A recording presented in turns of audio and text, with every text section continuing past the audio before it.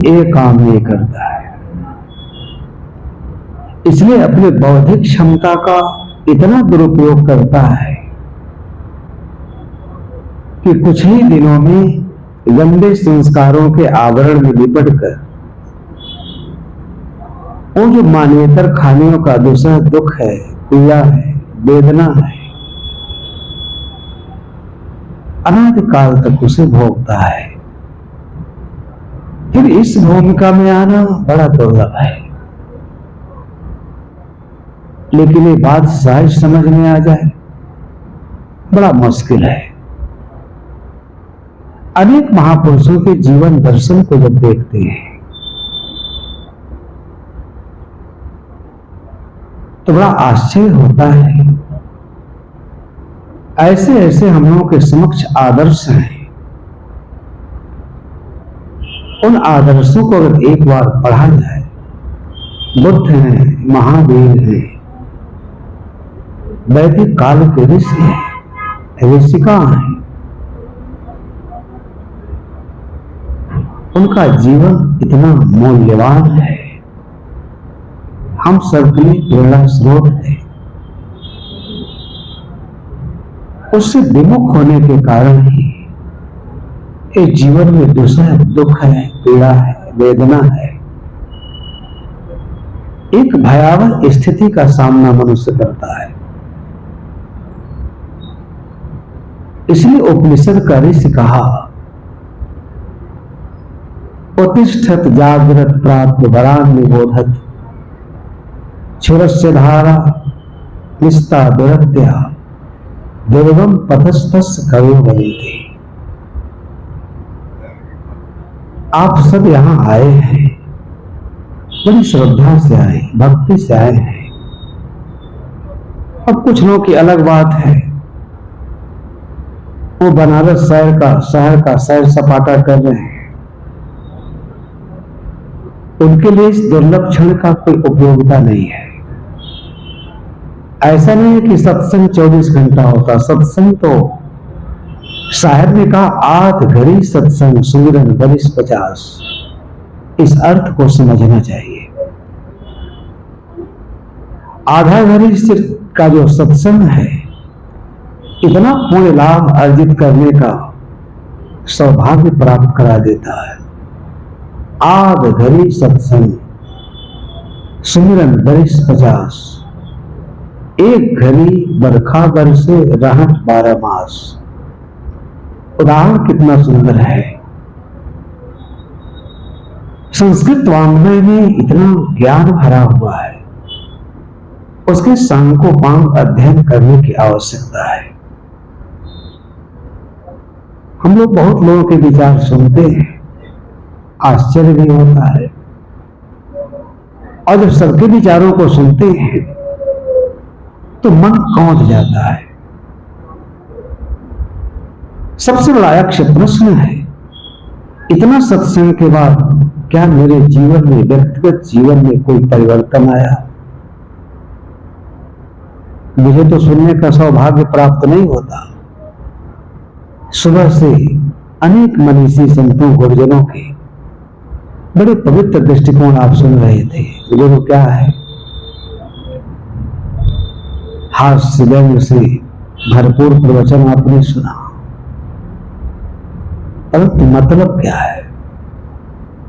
बड़े बड़े महापुरुषों के विचारों को देखते हैं। कल भी मैंने बताया था, आज हर आदमी अधीन है, विद्वान है, पंडित है, ज्ञाता है, परंतु अधीर है, धैर्य नहीं है, लोक वासना से पीड़ित है।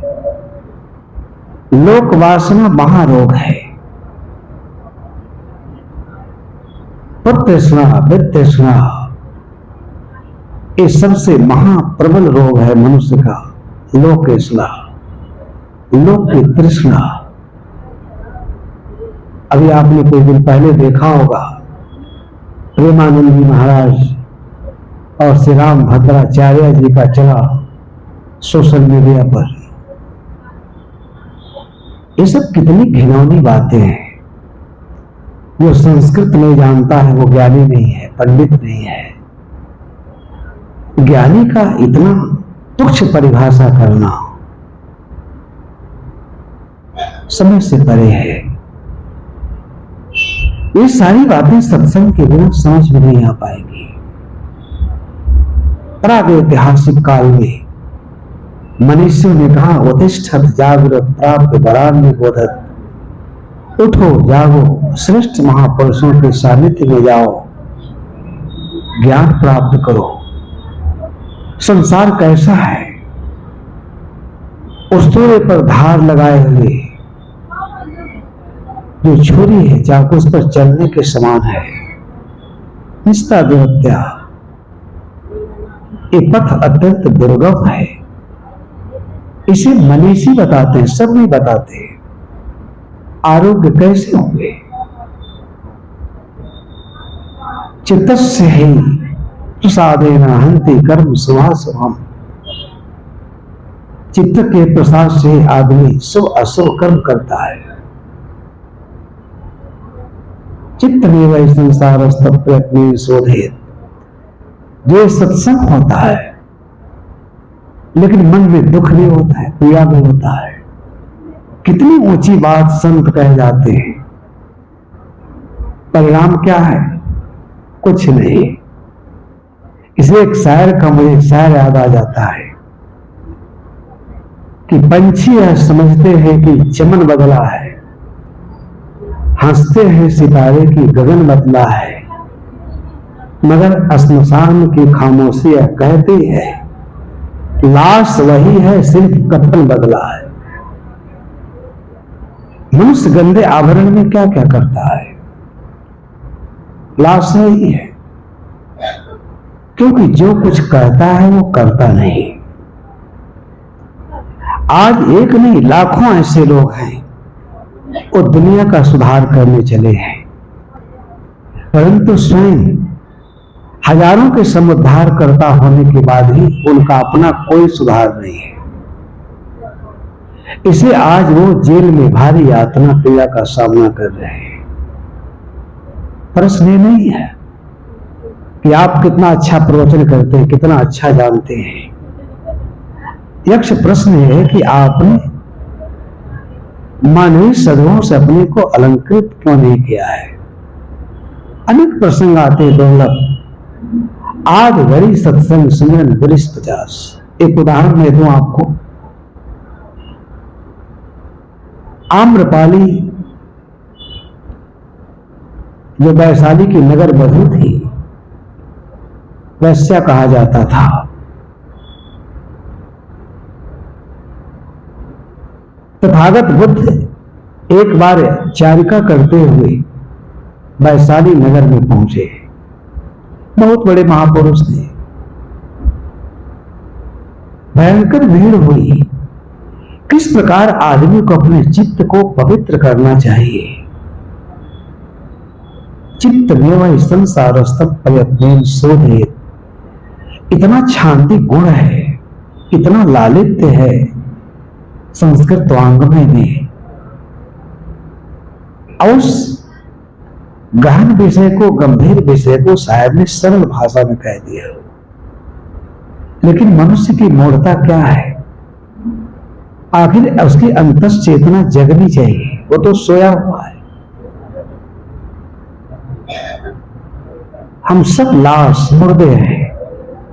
कि कबीर साहब ने कहा, साधो भाई यह मुर्दों का गांव, सब मलक्ष मुर्दे पड़े हैं।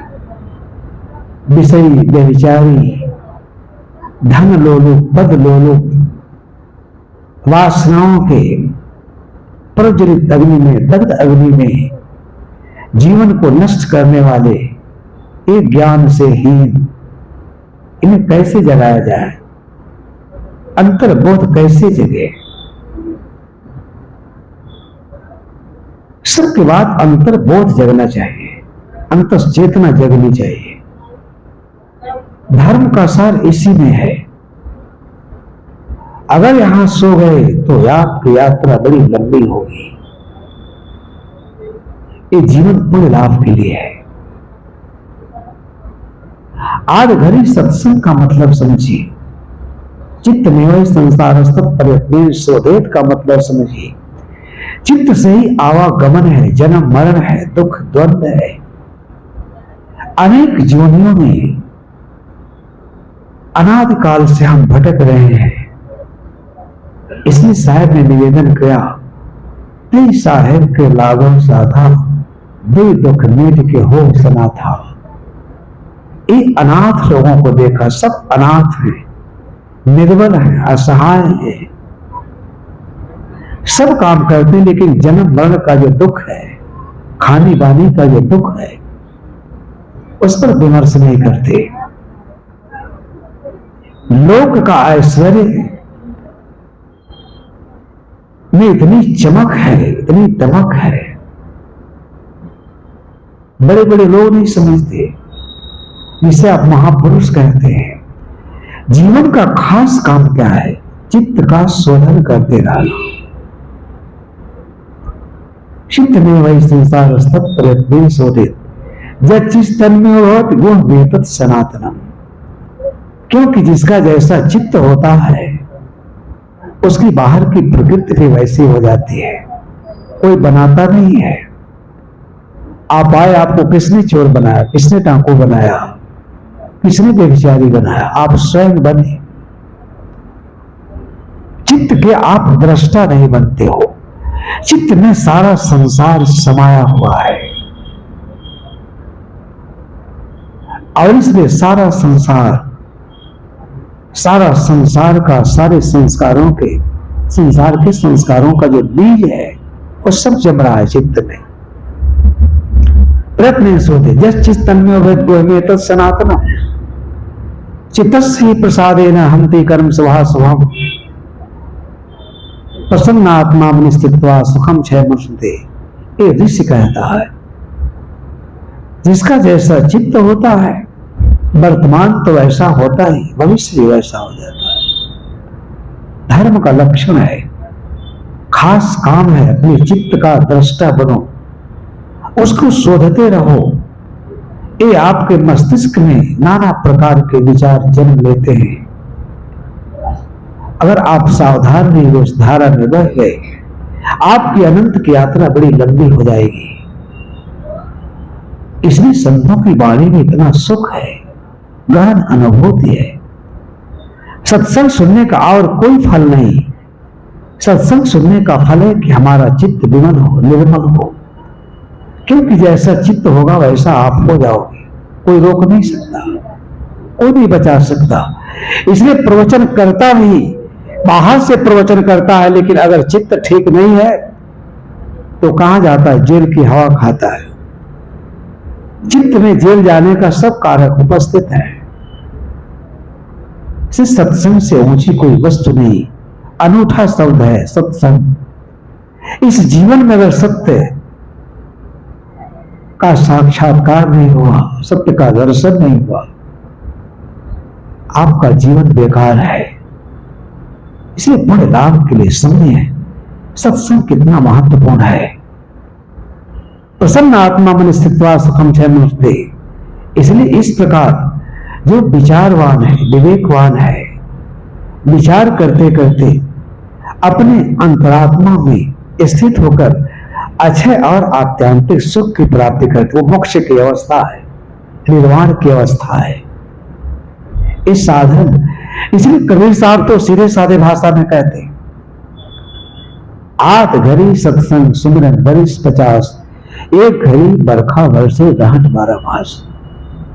जेठ की दोपहरी के बाद कहीं 1 घंटा बरसात होती है, सारी पृथ्वी हरी भरी हो जाती है। कितना मार्मिक दृष्टिकोण है। अब पूरे जेठ में अगर आप राहत से सिंचाई करो तो मेरा ख्याल है कि 2-4 बीघा भी नहीं सींच सकते हो। इसी प्रकार से इन कामादि इच्छाचार आदि विचारों में जलते हुए प्राणी को जब सत्संग रूपी शीतल जल मिलता है तो शांत हो जाता है, प्रशांत, विमल। ये दिव्य और अलौकिक ज्ञान है, ये तपस्या से भी नहीं मिल सकता। साहब कर आध घड़ी सत्संग सुमिरन बरिस 50 वर्ष माला फेरो। तुम्हारे हृदय की ग्रंथियां नहीं मिट सकती।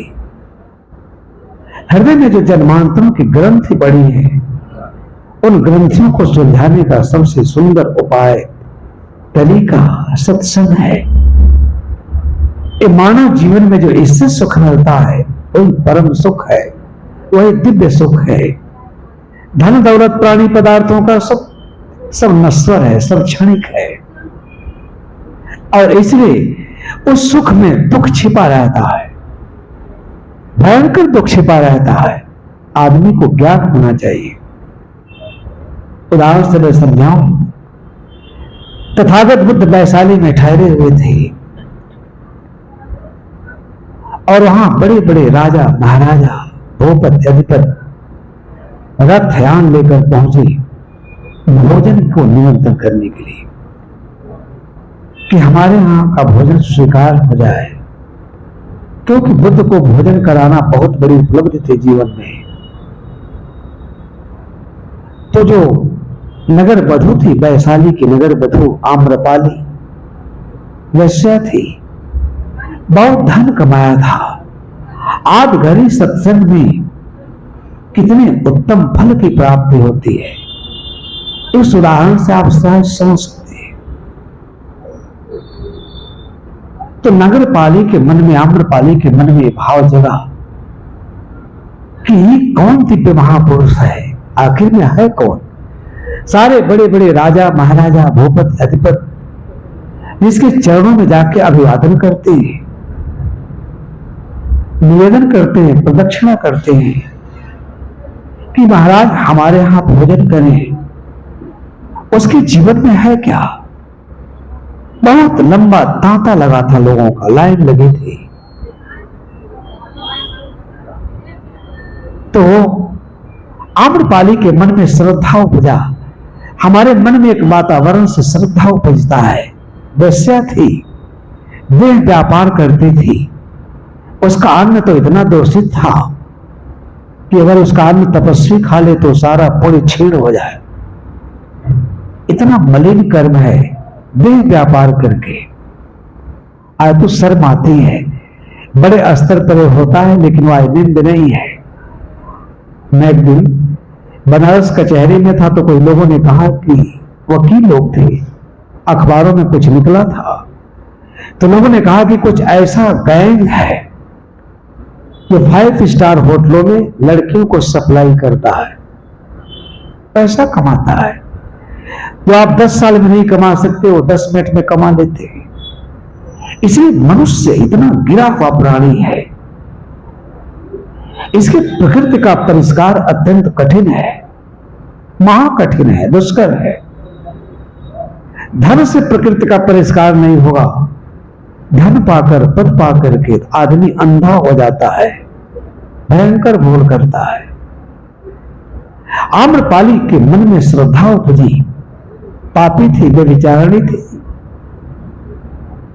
आखिर लोग जा कहां रहे हैं, किसके पास जा रहे हैं?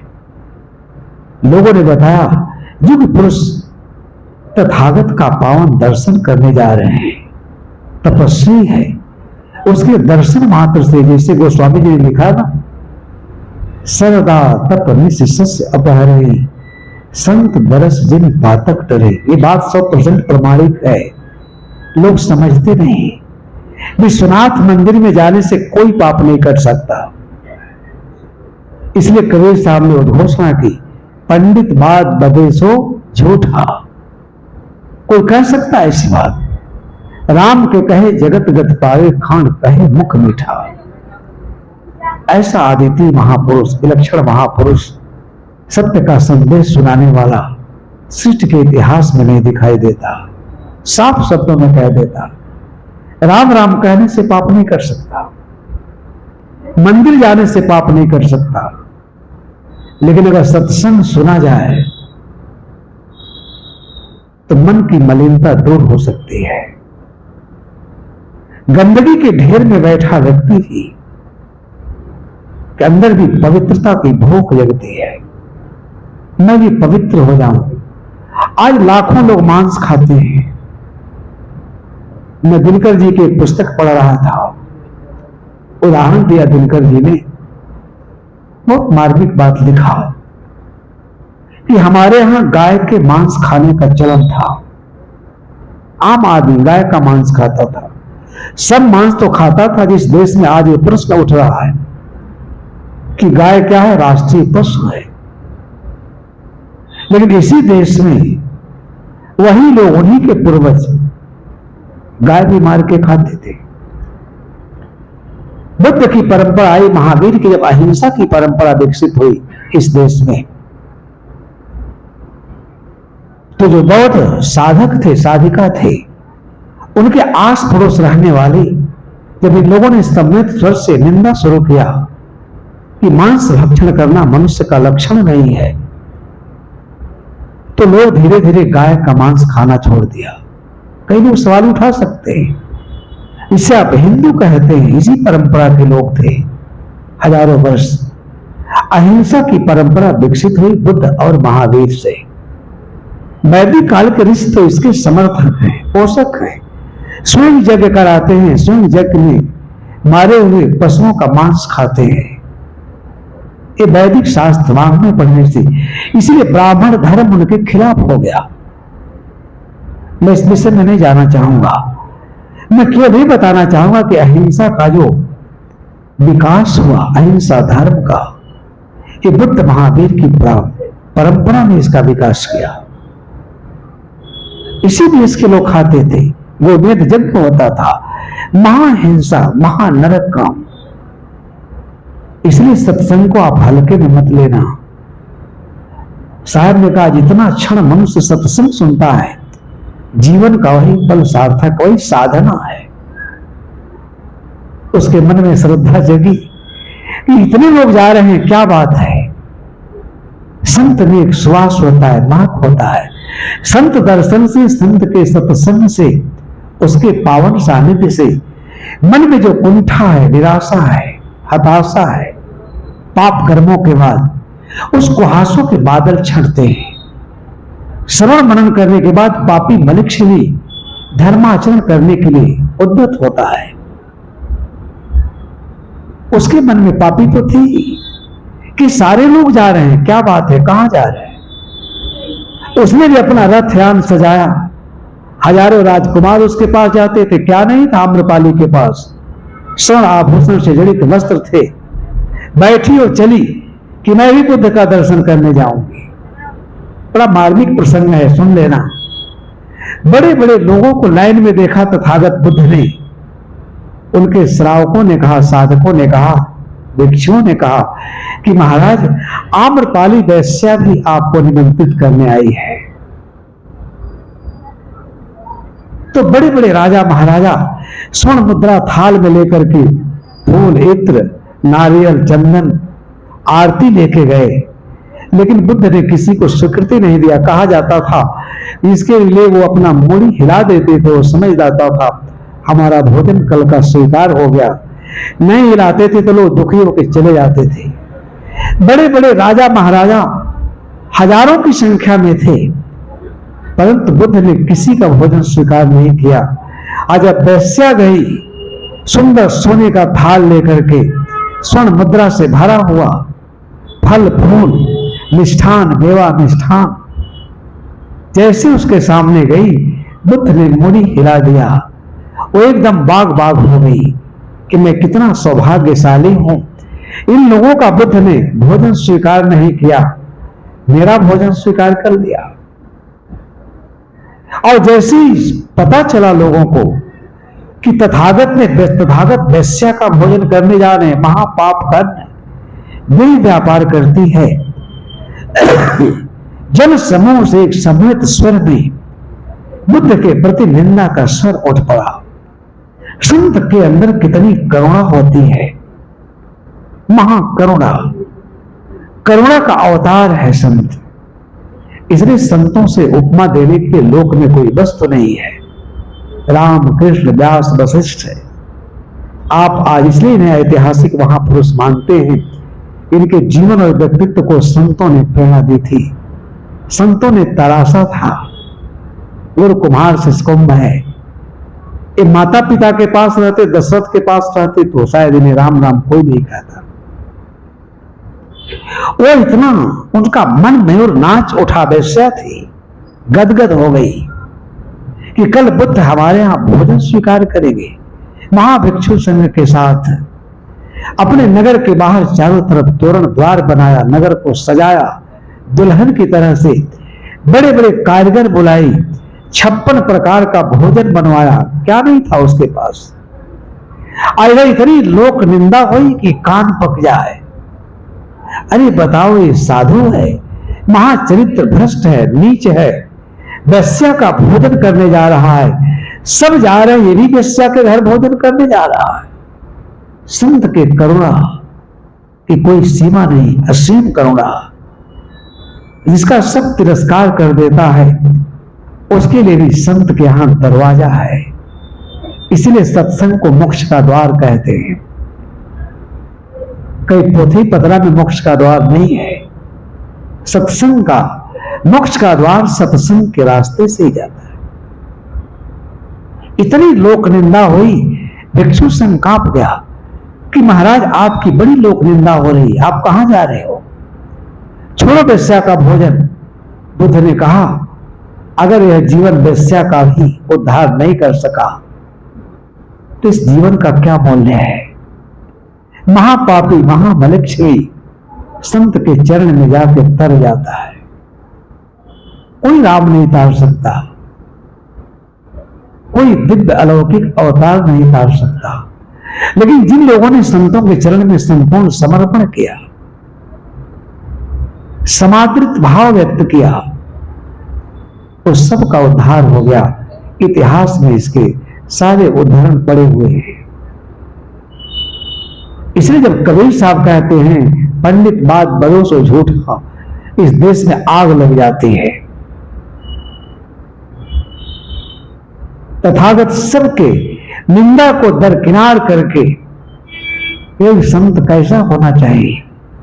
बुद्ध ने कहा, जिस प्रकार युद्ध में हाथी बाणों का बौछार सहन करती है, ऐसे संत को लोक निंदा का जो कट वचन है, उस कट वचनों के बौछार को सहन कर लेना चाहिए।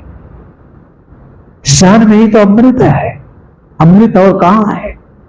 सब कुछ सहन कर जाओ, जीवन में अमृत बन जाता है।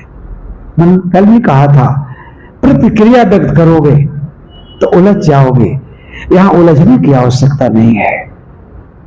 तथागत चले गए, लोक निंदा की परवाह नहीं की, जाते हैं वहां भोजन करते हैं। भोजन करने के बाद बड़ी उत्सव का वातावरण है। वेश्या के घर अगर संत पहुंचा हो तो महा महोत्सव में बदल गया, उत्सव नहीं, सारा समाज नाच उठा। कैसी करुणा है! खूब प्रेम से भोजन किया बुद्ध ने, और तब आम्रपाली घड़िका को धर्म संचेतना से समुत्तेजित और संदर्शित करना शुरू किया कि बैठो आम्रपालिका, मेरी तो लोक में बड़ी निंदा हो रही है, परंतु मुझे निंदा की परवाह नहीं। अगर तुम्हारे जैसे लोग हमारा सानिध्य पाकर अगर मुक्तात्मा बन जाते हैं, मुक्तमना बन जाते हैं, ये मेरी उपलब्धि है। तुमने कभी विचार किया कि मैंने तुम्हारा पाप का अन्न खाना भोजन करना क्यों स्वीकार किया? ध्यान से सुनो। जब बुद्ध ज्ञान की बारिश करने लगे तो आम्रपाली वेश्या का अंग प्रत्यंग भीग गया। बुद्ध ने कहा, तुम्हारा नरक का अन्न मैं खाया हूं। वे व्यापार नरक है, लेकिन हे आम्रपाली, अब भी तुम्हारे लिए अवसर है, सुंदर अवसर है। सारा जीवन तुमने विषय भोगों में नष्ट कर दिया। सुंदर सुंदर बड़े बड़े महापुरुषों को, राजकुमारों को तुमने अपनी इस नेत्र के भावों से, नेत्र के कटाक्ष से घायल कर दिया। बड़े बड़े लोग तुम्हारे चरणों में लोटी पोती अपने जीवन की कांति, अपने जीवन की ऊर्जा, अपने जीवन का सौंदर्य, अपने जीवन की आभा और प्रभा तुमने केवल इंद्रिय विषयों में, भोगों में नष्ट कर दिया। तुम महापापी हो। पाप के सिवाय तुम्हारे पास कुछ नहीं है। कई जन्मों के पुण्य पाथे के बाद, उपार्जित संस्कारों के बाद मनुष्य का जीवन मिलता है। ये मोक्ष का साधन है। ऐसे जीवन को तुमने दांव पर गंवा दिया। यहां तुम्हारे पास केवल गंदे संस्कारों और उसकी दुर्गंध के सिवाय कुछ नहीं है। आम्रपाली, मेरी एक एक बात को ध्यान से सुनो। चाहे तुम जितना सोने का वस्त्र पहनती हो, आभूषण पहनती हो, परंतु उसके अंदर तो नरक छिपा है। दुर्गंध के सिवा और है क्या? मेरा तुमसे निवेदन है, तुम धर्म के शरण में जाओ। आज तक तुमने जो कुछ किया, अपने अतीत को निहारो, चौंक जाओगी। तुम्हारे अतीत में गंदगी के ढेर के सिवा और कुछ नहीं है। आम्रपाली, तुम्हारे शरीर पर झुर्रियां पड़ जाएंगी, कांति मुरझा जाएगी। जो पुरुष लौटते थे, सारा शरीर वासनाओं के रोग से पीड़ित हो जाएगा, फफोले पड़ जाएंगे, सड़न होगी इस देह में, दुर्गंध आएगी। तुम्हारे पास जो तुम्हें भोगने के लिए तरसते थे, तुम्हारे ऊपर थूकने को तैयार नहीं होंगे। कहां चली गई वेश्या? कहां तुमने अपने ऐसे अद्भुत जीवन को नष्ट किया, रत्न तुल्य जीवन को नष्ट किया? अपने जीवन को निहारो। जब बुद्ध कह रहे थे तो उसकी आंखों से अश्रु धारा बह रही थी, और उस अश्रु धारा में वो निष्कलुष हो रही थी। उसके अंदर के सारे कलमश धुल रहे थे, उसके अंतस्तृष्णा जग रही थी। बुद्ध ने कहा, क्या है ऐसे अद्भुत जीवन को जिसके लिए आदमी मानवेतर खानियों के प्राणी तरसते हैं? तुम मोक्ष के दरवाजे से तुम नरक में जा रही हो। आम्रपाली, अनंत जन्म और अनंत युग बीत जाएंगे ऐसा सुंदर देह पाने में। क्या क्या तुमने? अब भी अपने धर्म के शरण में जाओ, उठो। जब बुद्ध कह रहे थे तो रो रही थी। कहे, तुम्हारे पास क्या है? उठो, जगो। जिस प्रकार से आदमी वमन कर देता है, फिर उधर उलट के नहीं ताकता, इस प्रकार आज तक तुमने जो किया है देह व्यापार, देह के भोग में, वासना में जो तुम लीन रही, सांसारिक सुख में, अब वो सब तेरे हाथ से जाने वाले हैं। नरक उपस्थित होने वाला है, भयावह नरक। इस नरक को लेकर कुछ दिन में प्रस्थान कर जाओगी। बचा हुआ जो मूल्यवान जीवन है, वो धर्म में जाकर साधना करो। अभी भी अवसर है पुण्य लाभ कमाने की। जब वो सत्संग सुना रहे थे, कांप गई उसकी आत्मा। जैसे लगा उसके अंदर एक नए संसार का सृजन हुआ है। एक अद्भुत दृष्टि देखी।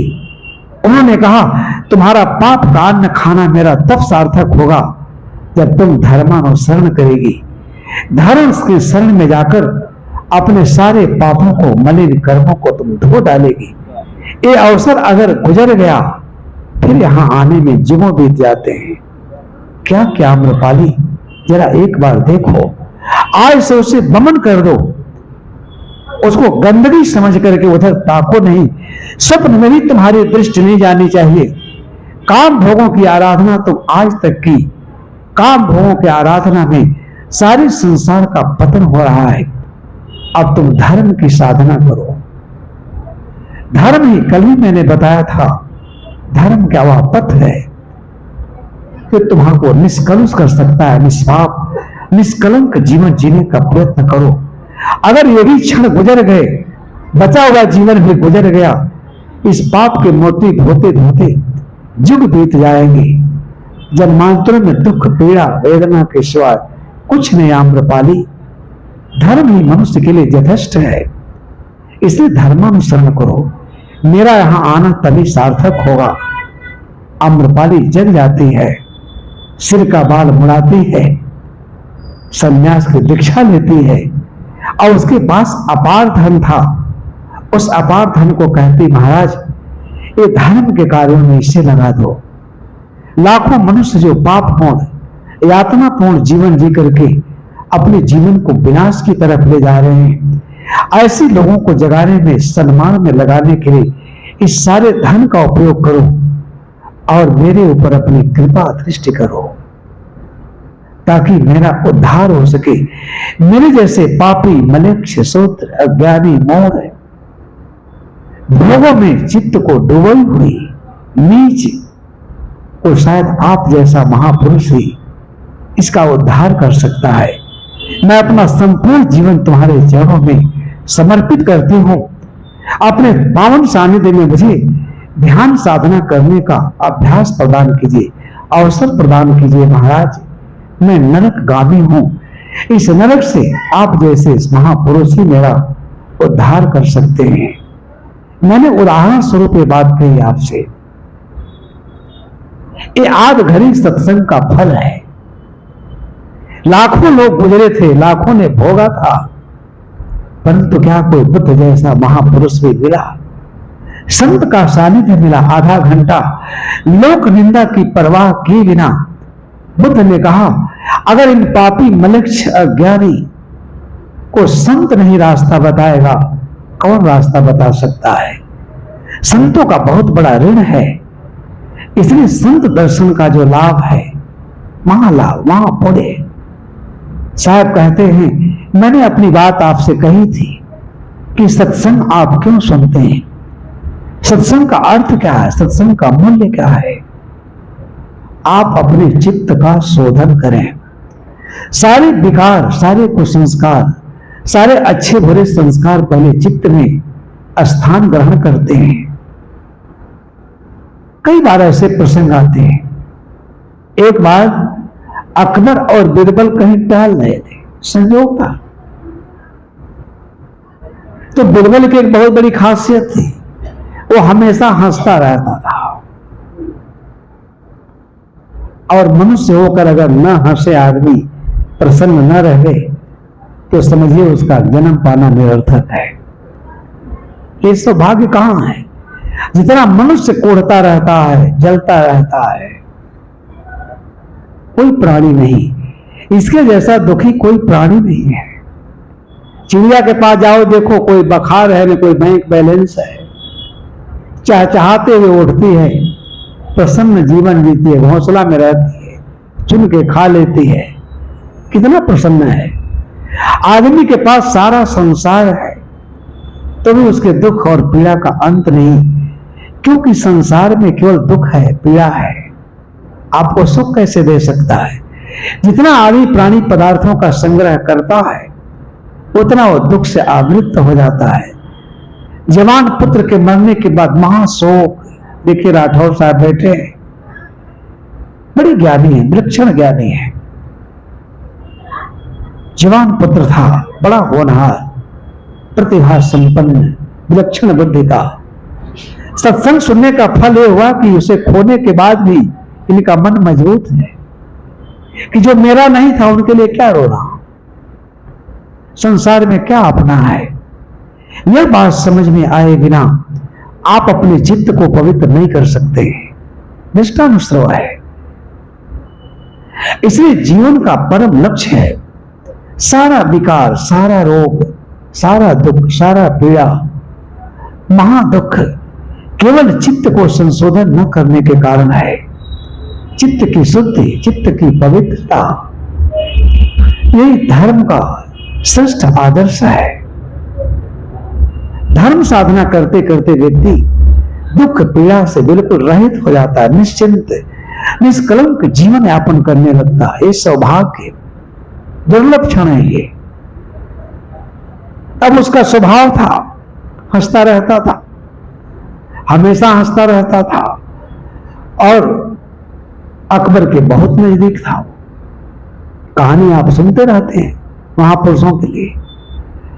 तो एक दिन इतनी कुढ़न हुई बीरबल को देख करके, उसने कहा राजप्रसाद मेरे पास, धन मेरे पास, वैभव मेरे पास, मैं बादशाह। इतनी हंसी तो मुझे जीवन में कभी नहीं आती।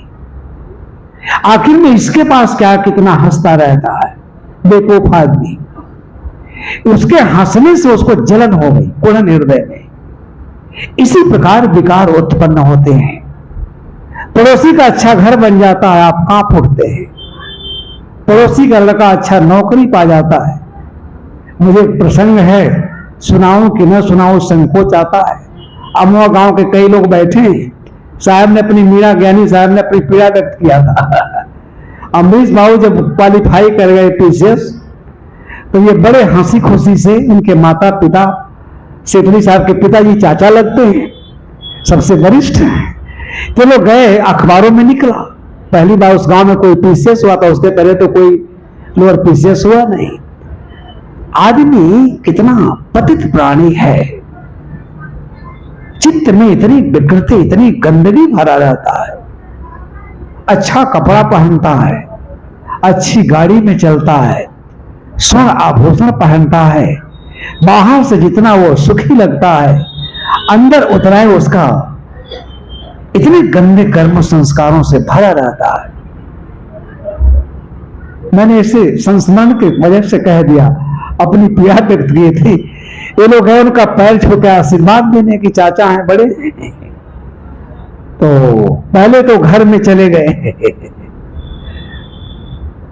और उनके लड़के सेक्रेटरी हैं, मिले नहीं ठीक से, अनमने मन से मिले।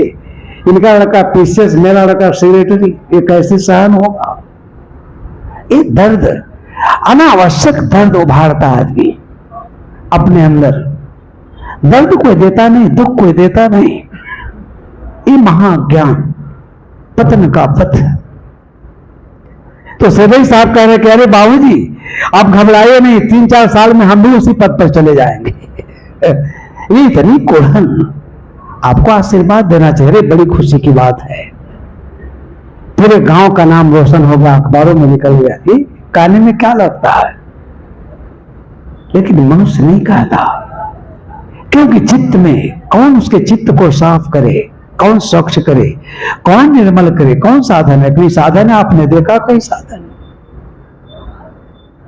कहीं नहीं है। चित्त के वृत्तियों का निरोध सत्संग सुनने का महाफल है। अगर आप बैठ के माला फेरेंगे, तपस्या करेंगे, तो भी चित्त सुंदर नहीं होगा। विश्वनाथ जी में जाकर अगर आप 100 दिन ही दुग्धाभिषेक करें, तो भी चित्त की गंदगी शायद दूर नहीं हो सकती। लेकिन अगर सत्संग सुने, महापुरुषों का सानिध्य मिले, तो सब ठीक हो जाएगा। अकबर जो है बहुत जलता था, इतनी जलन हुई उसके प्रसन्नता से, तो एक दिन कहा कि ये कभी जो है दुखी नहीं होता, इसके ऊपर, इसके मुख मुद्रा पर कभी मैंने चिंता का भाव नहीं देखा। आज इसको चलते हैं, इसको हम चिढ़ाते हैं। दोनों साथ रहते थे, बड़ा विनोदप्रिय स्वभाव था। एक दिन सवेरे जब भोर में टहलने गया, तो बिरबल को साथ में लेकर गया। कहा आज इसको ऐसी बात कहेंगे कि जरूर ये दुखी हो जाएगा। चलते चलते चले गए, गांव का किनारा पहुंचा, नदी का किनारा था, एकदम मंत्र सुगंध हवा चल रही थी। तो वहां कहता है अकबर, ध्यान से सुनिएगा, बिरबल तुम्हारे मुंह में गंदा, तुम्हारे मुंह में विष्टा। तो जानते हो क्या कहा? कहा जी हुजूर, आपके मुख में घी शक्कर, और फिर हंसने लगा।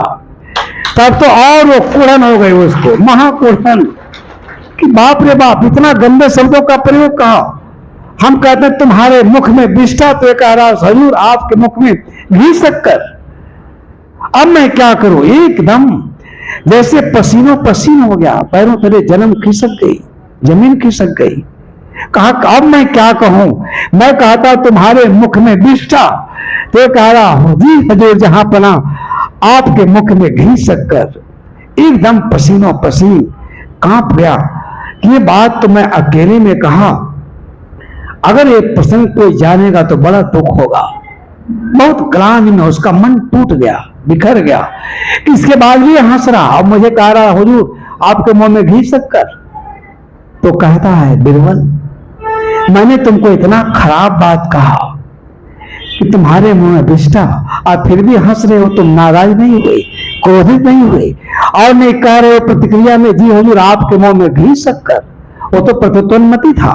उसने कहा हुजूर आपके मुंह में विष्टा था, इसलिए आपके मुख से विष्टा निकला, और मेरे मुंह में घी शक्कर था, इसलिए मेरे मुंह में घी शक्कर निकला। उनका जूता उन्हीं के सर पर 4 जूता लगाया बिरबल।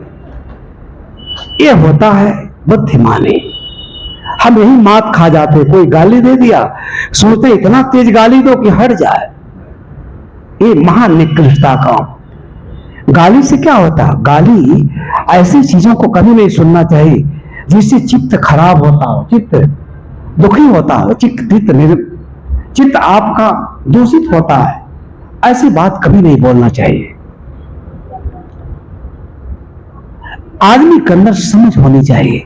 इसलिए एक शायर ने लिखा, संतों के सत्संग से सद्बुद्धि मिलती है, निर्छीर विवेक करने की शक्ति मिलती है, जड़ ग्रंथियों से छूटने की युक्ति मिलती है, निज आत्म राम में स्थिति मिलती है। यही तो जीवन का लक्ष्य है। अगर ये काम नहीं हुआ और काम करके आप क्या करोगे? इसलिए जीवन का असली काम क्या है, इस पर बहुत देर तक प्रवचन करने की आवश्यकता है। आज राष्ट्र, समाज, पूरा देश पत्थर के भगवान का दर्शन करने में इतनी लंबी लाइन लगी। पूरा भारत, कभी कभी बनारस में विचित्र स्थिति हो जाती है, लाज नहीं, स्टेशन नहीं, इतनी लंबी लाइन लगती है। काश ऐसे लोग बैठ करके सत्संग सुनते। अगर सोने का भी भगवान है, आपको सद्बुद्धि नहीं दे सकता है, चाहे जितना रुपया चढ़ा दो, पैसा चढ़ा दो, बाल मुड़वा दो, आपकी श्रद्धा हो सकती है, परंतु अगर आप सत्संग सुनो तो एक नहीं अनेक जन्मों का को संस्कार क्षण में धुल सकता है, पवित्र हो सकता है। इसलिए इस बात को समझने की आवश्यकता है। आज की आवश्यकता, आज केवल इसी के कारण देश का इतना घोर पतन हो रहा है। लाखों करोड़ों का मंदिर है, लेकिन वहां क्या है? वही मंदिर में चोरी होती है, घुसखोरी होती है, बेईमानी होती है, भगवान को धोखा दिया जाता है। भगवान के खाने के नाम पर 1-1 लाख का भोग चले जाइए, मथुरा वृंदावन में लगता है। ये सवेरे का जलपान है, ये दोपहर का भोजन है, 4 बजे का नाश्ता है, रात्रि का एक भोग है। अरे मूर्ख है! अगर उस पैसे को, जिस पैसे को आप दान दे रहे हो, कभी आपने विचार किया उस पैसे का उपयोग वही पुजारी, वही पंडा, वही ब्राह्मण विषय भोगों में ले जाकर नष्ट करता है, शराब खाने ले जाता है, शराब कबाब को देता है। इस विषय पर विमर्श करने की आवश्यकता है, गंभीरता से, गहनता से। ये साधारण विषय नहीं है। अभी कुछ दिन पहले आपने देखा होगा, केदारनाथ का रावल कहा जाता है वहां पुजारी को। उसमें दक्षिण भारत के पुजारी लोग होते हैं। मथुरा चले जाइए, केदारनाथ, बद्री का आश्रम, कहीं आप चले जाइए, पशुपतिनाथ चले जाइए नेपाल में, तमिलनाडु का ब्राह्मण ही उसमें पूजा करता है। वो रावल, वो पुजारी मौर्य स्टेशन होटल में, इसमें राष्ट्राध्यक्ष ठहरते नई दिल्ली में, उस होटल में लड़की के साथ रंगे हाथ पकड़ा गया। क्या रहा? इस भगवान का पूजा करते करते, दान लेते लेते तुम्हारी इतनी बुद्धि दूषित हो गई, तुम महाभोगों में, विपदा में लिपटे हो, विपदा। और कहते वो भगवान, पूजा कर दो, पाठ कर दो, दान कर दो, चढ़ावा चढ़ा दो, दर्शन कर लो, तुम्हारा सारा पाप काट देगा। ये मनुष्य बुद्धि पर शर्म आती है। आज इसी के कारण इस देश में धर्म का पतन हुआ। भगवान श्री कृष्ण के नाम पर लोग क्या क्या करते हैं। व्यक्तित्व को पढ़ना चाहिए। कृष्ण इस देश के ऐतिहासिक महापुरुष हैं। इलाज देखिए, उनके नाम पर नाचना, गाना, रास रचाना, तमाम ऐसी चीजें होती हैं जिसमें धर्म का कोई गंध ही नहीं है। वहां अपार भीड़ है, राधा के नाम पर, भगवान के नाम पर। ये सब जो कबीर साहब ने कहा, उपनिषदों के ऋषियों ने कहा, ये हमारे लिए बड़ी विचारणी है, मार्मिक वचन है। साहब कहते, आद घड़ी सत्संग सुमिरन बरिस 50 वर्षों तक माला फेरो। खड़े सभी लोगों की दयनीय दशा आप देखते ही। लोक की प्रतिष्ठा पाने के लिए, पूज्यता पाने के लिए आदमी अपने शरीर रूपी साधन को घोर यातना के हवाले कर देता है। एक हाथ पर, एक पैर पर खड़ा है, खड़े शरीर। अरे तुमको 2 प्रकार पर प्रकृति ने 2 पैर दिया, हाथ दिया, सत्कर्म करने के लिए, सुंदर भोजन करने के लिए, और तुम अपने देश को रोगी, अपने शरीर को रोगी बना रहे हो। महायातना क्यों? वहां मूढ़ता है। इसी पर सदगुरु कबीर साहब ने अपना सारा संदेश सुनाया। सारा उनका विचार ही इसी पर केंद्रित है, केंद्रावलंबित है। इस पर मनन करना चाहिए।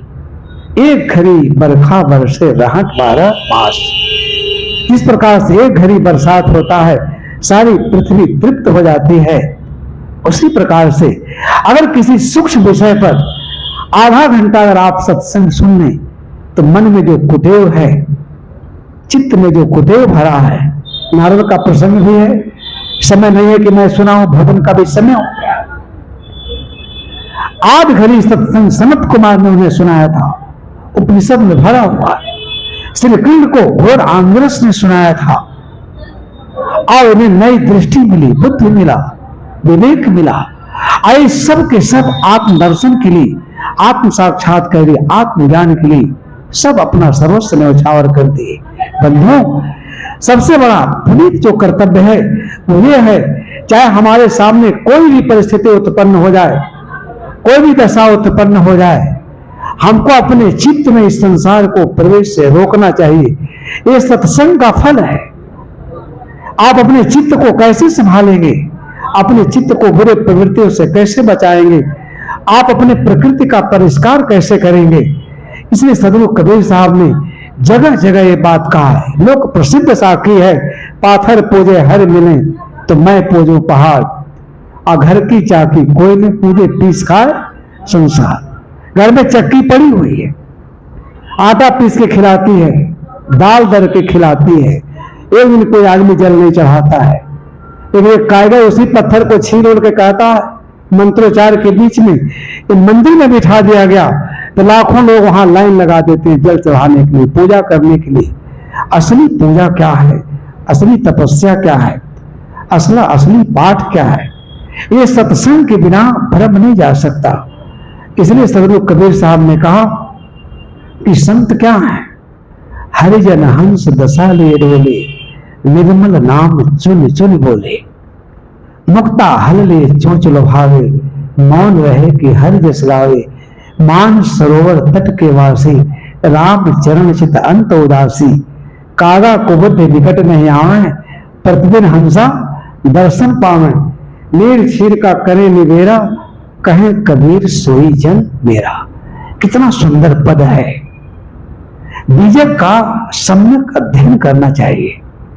इसलिए आचार्य शंकर ने कहा कि मनुष्य के जीवन में मोक्ष रूपी जो वृक्ष का बीज क्या है, तो अपने आचरण में उतारा गया सम्यक ज्ञान। सम्यक ज्ञान से तात्पर्य है वास्तविक ज्ञान। हम वास्तविक ज्ञान का अनादर करते हैं, नकली ज्ञान के पीछे दौड़ते रहते हैं, और उससे होता क्या, हमारा महापतन। सारा समय हमारे हाथ से निकल जाता है, हम जग नहीं पाते हैं। इसलिए आप सभी लोग बड़े सौभाग्यशाली हैं।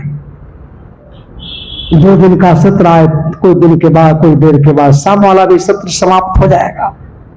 मैंने आपसे एक विनम्र निवेदन किया, ये सब का फल क्या है। कोई मंदिर का भगवान आपको संदेश नहीं सुनाता, अब कहीं जादू टोना से सुना देता हो तो सुना देता हो। हम लोग बचपन में, ये गंडक नदी बहती हम लोग गांव के पास, तो उस नदी के उस पार एक मंदिर था, यहाँ चैत्र नवरात्र में बहुत पूजा होता था। तो वहां एक तीर्थराय दास नाम के साधु थे, तो हमारे गांव के प्रधान जी उनसे मिलने गए। बड़े अच्छे साधक थे, वैष्णव महात्मा। हम भी उनके साथ थे, चले गए संयोग से, हाल चाल होने लगा। उन्होंने कहा, प्रधान जी एक बहुत बड़ा आज मैंने आश्चर्य देखा। कहे क्या देखे महाराज? कहे आज मैंने रात में देखा गंगा जी एकदम सफेद साड़ी पहन करके और हमको दर्शन देने के लिए हमारे आश्रम में आ गई। मैं तो देख करके धन्य हो गया। गंगा जी साड़ी पहन करके, एकदम सफेद साड़ी पहन करके, और हमारे मठ में मुझे दर्शन देने चली आई। तो मैं उसमें कुछ तार्किक था, तो मैंने कहा गंगा जी तो पानी रोज बहता है, रोज नहाते हैं धोते हैं, ये बहता हुआ पानी गंगा जी कैसे बन जाएगा, साड़ी कैसे पहन लेगा? तो कहा चुप नालायक कहीं का धृष्ट लड़का चला आया, गंगा जी के बारे में ऐसा कहना चाहिए। गंगा जी साड़ी पहन करके आई थी, हमको खूब दर्शन देते। आदमी अपने मन को कैसे बहलाता है, ये मन का बहलाना है। ऐसे कह करके अपने को दिलासा दिलाता है, संतोष, महाझूठ, महापागलपन। मानव बुद्धि का क्या है, ये हनन है, हत्या है, अपनी बुद्धि का हत्या करता है। इसलिए बंधुओं, सदगुरु कबीर साहब जो कह रहे हैं, हरिजन हंस दशा ले डोले। आप सबको अगर ज्ञान प्राप्त करना है, मोक्ष प्राप्त करना है, निर्वाण प्राप्त करना है, ऐसे संतों के सानिध्य में जाइए जो हरिजन दशा में है। हरिजन हंस दशा ले, अपने हंस दशा में कौन है, ऐसा संत ही मिलना दुर्लभ है। निर्मल नाम चुनी चुनी बोले, ऐसे हंस दशा में ठहरे हुए संत महात्मा के पास जाएंगे। वो गंगा जी को साड़ी पहना के नहीं बुलाएगा, विश्वनाथ जी की दर्शन की बात नहीं करेगा, वो यही करेगा कि तुम्हारे अंदर परम सत्ता विद्यमान है। ये मन और इंद्रियों के जो संयोजन है, जिसे खटायतन कहा गया है। मैं बहुत दार्शनिक प्रवचन नहीं करना चाहता हूं, कुछ हमारी बहनें बैठी हुई हैं, नहीं समझ पाएंगे। ये मन और इंद्रियों के संयोजन में जो हम लोग अपना घोर पतन कर रहे हैं, अपने आत्मा को ही हम भूल गए हैं, जो सबका प्रकाशक है, बुद्धि का प्रकाशक है, मन का प्रकाशक है। उपनिषद पढ़िए, कितना सुंदर ज्ञान का वहां विलक्षण चर्चा है, अद्भुत चर्चा है, चिंतन है, विचारणीय है। उस बात को साहब कहते हैं, अगर आपको अपना कल्याण करना है, निर्वाण मोक्ष, दुख से आत्यंतिक निवृत्त होना है, सत्य के मार्ग का अनुशीलन करना, अनुसरण करना है, तो आप कहां जाइए, जो अपने हंस दशा में चिर निमग्न है, ऐसे महापुरुष के पास जाइए, जिसके मन में संसार के प्रति कोई वासना नहीं, निर्वासनिक चित्त है, बिल्कुल अपने असंग भाव में, निर्मोही दशा में, अपने आत्मा के बिल्कुल समीप ठहरा हुआ है, उसके प्रकाश से प्रकाशित है। उसके पास जाएंगे, उस हंस दशा में ठहरा हुआ व्यक्ति तो निर्मल नाम चुन चुन बोले।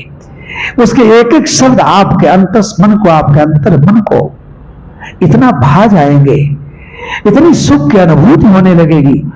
संसार के बोझ के तले दबा आदमी जब संत के पास जाता है, सत्संग सुनता है, श्रवण करता है, तो उसे आत्यांतिक सुख की निवृत्ति होती है। मैं कभी कभी कहता हूं, जो संसार के प्राणी पदार्थों से सुख मिलता है वो क्या है, जो सत्संग से सुख मिलता है वो अतीन्द्रिय सुख है।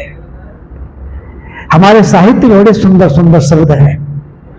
जो संसार से सुख मिलता है वो कैसा सुख है, इंद्रिय जन सुख है। लेकिन जो सत्संग से सुख मिलता है, महासुख, अतीन्द्रिय, उसे आप बता नहीं सकते। काई कबीर गूंगे गुड़ खाया, पूछे सो क्या कहेगा। उस दशा में कौन पहुंचाता आपको, ये संत। हरिजन हंस दशा ले डोले, निर्मल नाम चुन चुन बोले। उसका एक एक शब्द आपके पूरे जीवन में क्रांति ला देता है। विवेक का पथ, विवेक का अनुसरण, ये जीवन का परम लक्ष्य है, चरम लक्ष्य है। अगर विवेक के पथ का आपने अनुसरण नहीं किया तो चारों तरफ घोर अंधकार है, घोर अविद्या है। इस अविद्या के कुहासा को चीरने के लिए संत के श्रीमुख से जो निर्मल वाणी है उसे सुनने की आवश्यकता है, सुन करके उसमें जीने की आवश्यकता है। ये अपरिहार्य है। अगर केवल सुने तो भी कोई काम नहीं आएगा। इसलिए तमाम हमारे संत हैं, खूब बढ़िया प्रवचन करते हैं, लेकिन जगत के प्रति इतनी उनकी अभिलाषा है, क्या मैं पा जाऊं, मेरे पास ऐसी कार हो कि अमेरिका के राष्ट्रपति के पास भी ऐसी कार ना हो, चारों तरफ मेरे पोस्टर बैनर लगे हों। ये सब महा दुखद, इससे आत्म कल्याण नहीं होगा। आपका ही आत्म कल्याण वही कर सकता है जो सच्चा साधक है। इसलिए साहब का निर्देश है कि आप कहां जाएं, हरिजन हंस दशा ले डोले, निर्मल नाम चिन चिन बोले। आगे क्या कहते हैं, मुक्ता हल ले चोंच निभावे, मान रहे कि हरि जस गावे। ऐसा संत अपने मुख में क्या मुक्ता हल लिए है, अपने चोंच में, अपने मुख में वो जगत को आकर्षित कर देता है, बिना बुलाए वहां भीड़ जाती है। मुक्ता हल लिए चोंच लुभावे, और करता के मौन रहे कि हरिजस। ऐसा संत या तो मौन रहता है। जैसे गोस्वामी जी ने कहा, आप उनका जब दोहावली पढ़ेंगे, बड़ी सुंदर सुंदर बात लिखा है। संत कौन है? साहब कहते हैं मौन रहे कि हरिजस गावे, या तो मौन रहता या हरिजस गाता है। सदगुरु विशाल देव के बारे में लोग बताते हैं कि जहां वो जाते थे, मैं बार बार घड़ी देख रहा हूं, इशारा मत कीजिए, नहीं 1 बज गया। तो कहते थे जब वहां जिज्ञासु जाते थे तो क्या पता ऐसे उनकी पहली दृष्टि थी, दूर से जान जाते थे कि ये केवल आया है ऐसे समय बर्बाद करने के लिए। अगर इससे चर्चा करूंगा, जैसे कुछ लोग आते हैं और बक बक बक बक अपनी ही बात कहते रह जाएंगे घंटों, आज जब चलेंगे तो क्या कहेंगे, महाराज आपका सत्संग सुन करके, आपका दर्शन सुन करके जीवन धन्य हो गया। महात्मा को एक बात नहीं कहने देंगे, अपना जितना गर्दा गुबार रहेगा वही उड़ेल के चले जाएंगे और कहेंगे आपका बड़ा सत्संग सुना मैंने। तो विशाल साहब की ऐसी पहली दृष्टि थी, जब जानते थे कि ये पात्र नहीं है, समय बर्बाद करेगा, तो कुछ बोलते ही नहीं थे। कि मैंने महापुरुषों के श्री मुख से सुना है। आज ऐसे जान जाते थे कि देखिए ये धामी से आए हैं, कि ये जिज्ञासु हैं। तो वहां वो ऐसे प्रसंग को उकेरते थे कि श्रोता जो है समाधि सुख में, समाधि में खो जाता था, और 2-4 घंटा बोलते रहते थे, और श्रोता को लगता था कि यहां से उठ के जाना ही नहीं चाहिए। ऐसा संत है, मौन रहे कि हरि जस गावे। वो आत्म केंद्रित होता है, आत्मदर्शन की बात करता है, आत्मज्ञान की बात करता है, जिसमें जीवन के लिए विपुल सुख की राशि है, सांत्वना है, ये उसकी उदारता है। मौन रहे कि हरि जस गावे, मान सरोवर तट के वासी, राम चरण चित अंत उदासी। बड़ा गहरा भाव है। मान सरोवर एक तो वहां है जहां आप जाते हैं, अब तो चाइना में परमिशन लेना पड़ता है, लेकिन साहब के दृष्टि में आपका हृदय, आपका जो मान सरोवर है, मन रूपी मान सरोवर है, उस मन के सबसे नजदीक रहता है साधक संत। उस मान सरोवर में कोई एकदम आप अपना ऐनक की तरह से चेहरा देख सकते हैं, ऐसा उसका मन मान सरोवर रहता है। उस तट पर निवास करता है, मन के सबसे नजदीक। राम चरण चित अंतोदासी, और आत्मा राम में चित लगा रहता है, और संसार से एकदम उदास रहता है, न इस क्रम में। संसार तो बिल्कुल सारहीन है, पोपला है। राम चरण चित, हमारा चित्त कहां रहना चाहिए? अपने आत्मदेव में, वो सारी सत्ता का केंद्र है। राम चरण चित अंत, और संसार से एकदम उदास, नैराश से। कागा कुबुद्धि निकट नहीं आने, तब दशा क्या होती है कि कागा कुबुद्धि रूपी कौवा आपके पास नहीं आता है, जो जीवन में सारे अनर्थों का कारण है। अब प्रतिदिन हंसा दर्शन, ऐसा समाधिहीन व्यक्ति नित्य अपने में तृप्त रहता है, और स्वयं में तृप्त हो जाना ही यही साधना का फल है। संसार के किसी वस्तु से आप तृप्त नहीं हो सकते, उसकी भूख और बढ़ जाएगी। जो आत्म तृप्त है, स्वरूप में लीन है, समाधि में लीन है, वो क्या है? मनुष्य नहीं, वही देवता है, वही भगवान है, वही संत है। प्रतिदिन हंसादर मान सरोवर तट के वासी, राम चरण चित अंत उदासी, कागा कुबुद्ध निकट नहीं आवे, प्रतिदिन हंसा दर्शन पावे। निर्छिर का करे निवेरा, अब कहीं कबीर सोई जन। ये नहीं कबीर साहब ने कहा कि सारा संसार हमारा चेला है, इसलिए सब हमारे का नहीं। जो निर्छिर विवेकी है, जिसमें सत्य को सत्य कहने का साहस है, सत्य को स्वीकार करने का साहस है, सत्य में जीने का साहस है, सारे संसार को मरण धर्मा, मरण से वियोग जनित समझ करके जिसका चित्त उससे विरत हो गया है, ऐसा निर्छिर विवेक करने वाला वही मेरा अनुगामी है, भक्त है, सेवक है। और उसी के लिए मेरा उपदेश है। मैंने आपसे बहुत निवेदन किया, देर तक आप लोग बड़ी धैर्य से मेरी बात को सुने, बहुत सहयोग दिया आप लोगों ने, इसके लिए आपके प्रति बहुत बहुत आभार, बहुत बहुत धन्यवाद। और संत गुरुजनों के चरणों में सादर सहाय बंदगी अपनी वाणी को ही विराम देता हूँ। प्रेम से बोलिए श्री सदगुरु देव की जय।